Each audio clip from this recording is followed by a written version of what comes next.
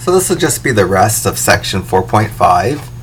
I don't think this will be that long. I don't really know that I needed to make this into 2 sections, but I just kind of felt like it at the time. So problems 21 through 24, we have this spinner that has 1, 2, 3, 4, 5 regions, and we're going to spin it and record the color that we get. Actually, we're going to spin it twice. We're going to spin it once and write down the color that we get, and then we're going to spin it again and write down the color that we get. For problem 22, I'm trying to find that the probability that I get a purple for my first spin and a purple for my second. And this is the same, or it can be computed by finding the probability of getting a purple on my first times the probability of getting a purple on my second. Well, I didn't write that so well.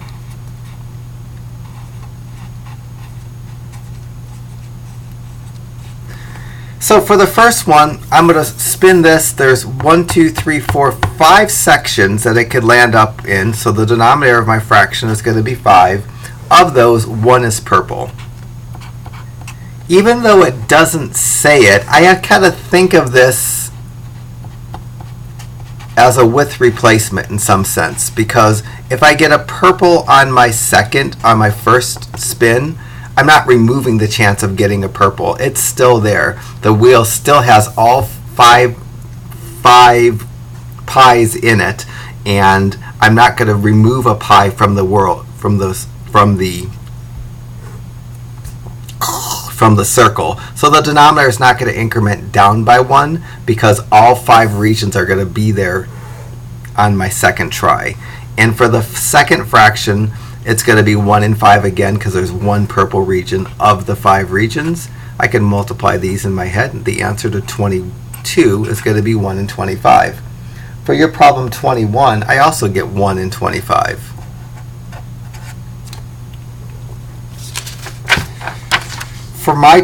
For your 23, just in case you don't want me to watch me do problem 24, I get 4 in 25 for an answer. For 24, I want the probability that I get a not yellow for my first and an actual red for my second. And I can do that by finding the probability that I get not yellow for my first times the probability that I get a red second. For each of the fractions, the denominator is going to be 5 because this wheel has 5 equal sections. For the numerator for my first fraction, for the not yellow, it's going to have a 4 in the numerator because there's 4 of the 5 regions that classify as not yellow. If it lands in green, red, orange, or purple, that's going to classify as not yellow. For my second numerator, it's going to be a 1 because there's only 1 region that has to be red. So I'm just counting the number of regions that has the desired colors. Here, there's 4 regions that have not yellow, and there I have 1 region that's red. When I multiply these, I would get 4 in 20, and that reduces to 1 in 5. If I multiply these, I'd get 4 in 25. Wow, that's not good. Because 4 times 1 is 4, 5 times 5 is 5. And your answer was 4 and 25 as well, for what that's worth. There's another wheel that we're going to use, and I don't see a spinner on this, but I'm assuming that there's a spinner that I'm going to spin, and this spinner is more likely to wind up in green because the green region is so big. When I go to answer my probability questions for problems 25 through 28, I have to think of this region or this wheel that I have a spinner on as having 4 equal sized regions. 1 yellow, 1 blue, and 2 greens. If I don't make all the regions the same size, I'm not going to get the right probabilities. So what's the probability if I spin this twice that I get a green first oh, 3 times. A green first, a green second, and a yellow. So I want the probability that I get a green first and a green second and a green third. And that's the same as the probability of getting a green first times the probability of getting a green second times the probability of getting a green third. And there's 4 regions when I partition it up into equal sides, and 2 of them are green. So the probability of getting a green on the first or the second is going to be 2 and 4.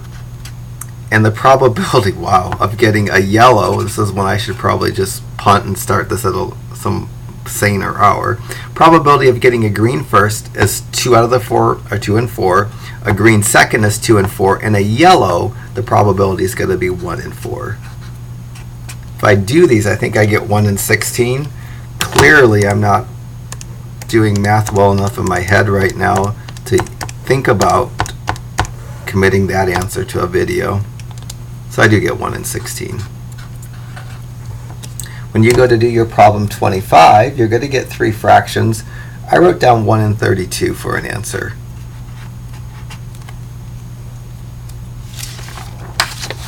For your 27, you're going to go green, green, green. For my 28, I'm going to do yellow, yellow, yellow. And let me cheat here. I'm going to do the probability of getting a yellow first, second, and third.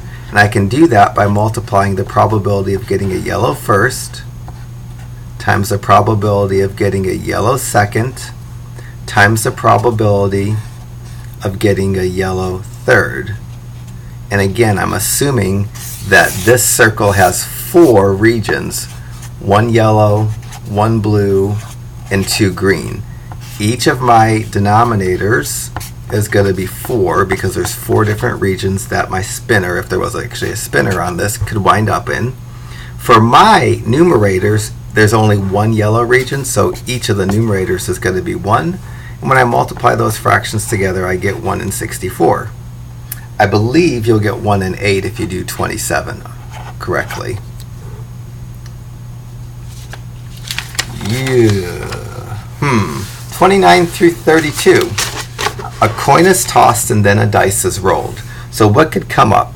So for the coin, when you toss a coin, you could get a head or a tail. So one of the first experiment is flipping a coin. The second experiment is rolling a dice. And I'm assuming it's a 6-sided dice. And when the dice is rolled, you can get a numbers 1, 2, 3, 4, 5, and 6. So my 2 experiments, my first experiment is flipping a coin. My second experiment is rolling a dice. For problem 30, what's the probability that I get a tail and, tail and the dice is not a 4? That can be computed by finding the probability that I get a tail times the probability that the dice is not a 4. For the head's tail, it's going to have a 2 in the denominator because there's 2 elements in that sample space. The numerator is going to be 1 because there's 1 tail. For the rolling a dice probability, the denominator is going to be 6 because there's 6 elements in that sample space. And my numerator is going to have anything that's not a 4. My numerator here is going to have a 5 because there's 5 elements in that sample space that aren't a 4. So if I take 1 and 2 times 5 and 6, I multiply 1 times 5 and get 5. I multiply 2 times 6 and get 12. The answer to problem 30 is going to be 5 and 12. When you go to do problem 29, assuming I have a right answer written down here, I have 1 and 12 written down. For 31 and 32, let me do 32. So my first thing is my coin. The sample space for flipping a coin is you can write down, you can get a head or a tail. My second experiment is rolling a dice. And when I roll a dice, I can get any of the numbers 1 through 6. I want the probability that the coin is not a tail and the dice is greater than 2. I can find that by finding the probability that I get something that's not a tail times the probability that my dice is greater than 2. The first fraction is going to have a 2 in the denominator because there's 2 elements in that sample space, and it's going to have a 1 in the numerator because there's 1 element that's not a 2, not a tail, the head. The second fraction is going to have a 6 in the denominator because there's 6 items in the sample space for rolling a dice, and it's going to have a 4 in the numerator because there's 4 numbers that are bigger than 2. And let me just do this real quickly. 1 and 2 times 4 and 6, math, enter, enter, I get 1 and 3 for my answer to problem 32. For problem 31, I get 1 and 4. 33 and 34, I really don't like these problems, and I even made a note to myself, treat this as a without replacement problem, because if I read it at a different time, I might think of it as a with replacement problem. They're really poorly written problems, but let me do it real quickly. So, a sample of 30 women who recently had a home built yielded the following information about their builder. 19 women would recommend the builder, 6 wouldn't recommend the builder, and 5 of the 30 aren't sure whether they would or wouldn't. Maybe they just need to live in it a little bit longer.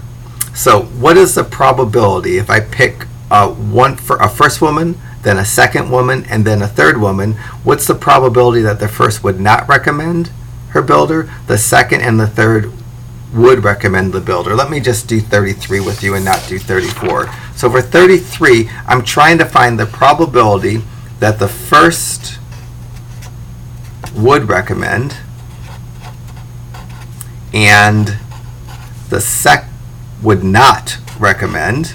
Trying to find the probability that the first would not recommend and the second would recommend and the third would also recommend. I can do this by finding the 3 probabilities separately. The probability that the first would not times the probability that the second would times the probability that the third would. So I have 3 different women, and I'm interested in whether they would or wouldn't recommend their builder. For the first, there's going to be 30 women to choose from because 30 women were surveyed here. 19 plus 6 plus 5 is 30. And I'm going to want the first one to not recommend their builder. That's going to be 6 for the numerator. Now I'm going to assume I picked one of these women that didn't recommend theirs. And now what I have left to choose from for my second women were the 19 that said yes they would, the 5 that are left that said no, and the 5 that are unsure. So for the second go, for the second person, I'm assuming there's only 29 women left, and I want to pick one of the ones that said yes they would. So the second fraction is going to be 19 and 29. After I pick that person, I'm going to go pick my first person. So my first person, I had all 30 women to choose from. My second probability, I only had 29 women to choose from. Assume I took one of the no's. For my third women, I took one of the no's out and one of the yeses out. And there's only going to be 28 women left to choose from. So for the third fraction, I'm going to write a 28 in the denominator. I want this person to say yes they would, so there's going to be 18 for that numerator. Those are the 3 fractions that I need to multiply.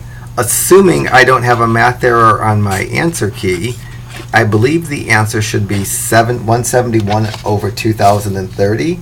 Let me just make sure that I have a right answer here. I'm not writing something down that's wrong. So I'm going to do 6 and 30 times 19 and 29 times 18 and 28.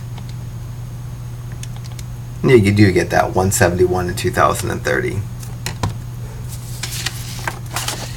Getting to the end, so in this particular problem, I have a bag of marbles that has 5 blue, so it has 1, 2, 3, 4, 5 blues, 3 reds.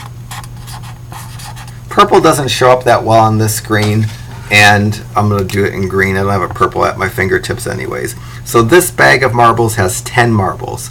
For problem 26, I'm trying to figure out the probability that I get a red first and a red second. What I'm assuming is that I'm drawing them one at a time and I'm not putting the marble back in.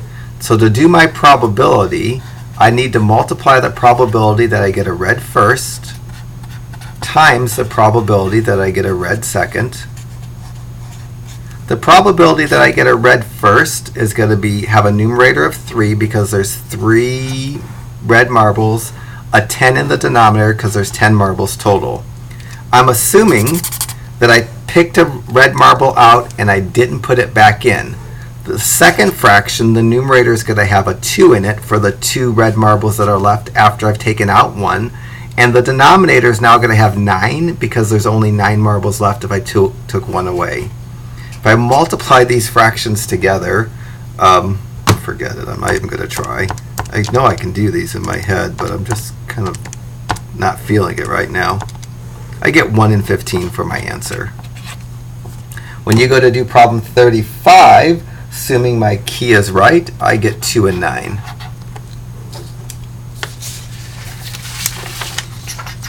Alright, so let me get back to this marbles here, because there's what? There's blue, blue, blue, blue, blue, 5 blues, 3 reds, and 2 purples. I'm doing this without replacement. So what's the probability in 39 that the first is purple and the second is red? I can do that by doing the probability that I get a purple first times the probability that I get a red second. The first probability is going to have a 2 in the numerator because there's 2 purple marbles and a 10 in the denominator for the 10 that are there at that stage. I'm going to assume I pulled out one of the purple marbles. The second fraction is going to have a 3 in the numerator because even after I pull out a purple, there's still 3 reds. The denominator is going to be 9 because when I pull out one of the 10 marbles, I only have 9 left. So I'm going to do 2 and 10 times 3 and 9.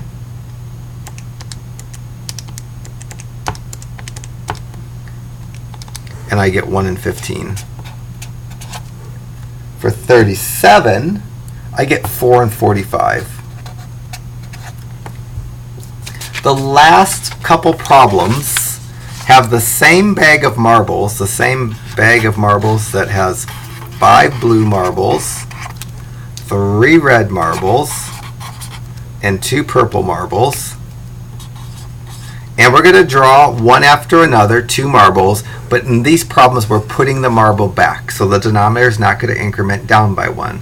All 10 marbles will be available for both pulls. For my 40, I want the probability that I get a red first and a red second, and I can do that by multiplying the probability that I get a red first and a red second. The first fraction is going to have a 3 in the numerator because there's 3 red marbles, a 10 in the denominator because there's 10 marbles to choose from. Now I'm assuming that red marble is placed back in. When I go to do the second probability, I'm going to use the same sample space. I'm not going to cross out the red marble because I'm assuming I put it back. The second fraction is also going to have a 3 and 10. And when I do this, if I did it right, I should get 9 and 100. For your problem 39, I got 1 and 4 for an answer. Let's just do 41 together. So again, this has 1, 2, 3, 4, 5 blue marbles, 3 red marbles, 2 purple marbles, and in this problem I'm drawing with replacement. I'm trying to find the probability that the first is purple and the second is not blue. So probability that we get a purple first, and then I'm going to multiply that by the probability that we get a not blue second. To get a purple first, the numerator is going to be 2 The denominator is going to be 10. There's 2 purple of the 10. I'm assuming I put that purple marble back, so I'm not crossing it out. The second denominator is going to be a 10 because I still have all 10 marbles to choose from. The numerator is going to be the not blues. There's 3 reds and 2 purples, or 5 not blues. And if I multiply those together, I think you get 1 in 10. And because I have an answer staring at me, I'm going to know that that's right. So this is a good stopping point. We'll call that the end of section 4.5. We just have really 2 sections to do because I usually don't ask any questions from the last 2 sections, 4.8 and 4.9, and I often don't require you to do those.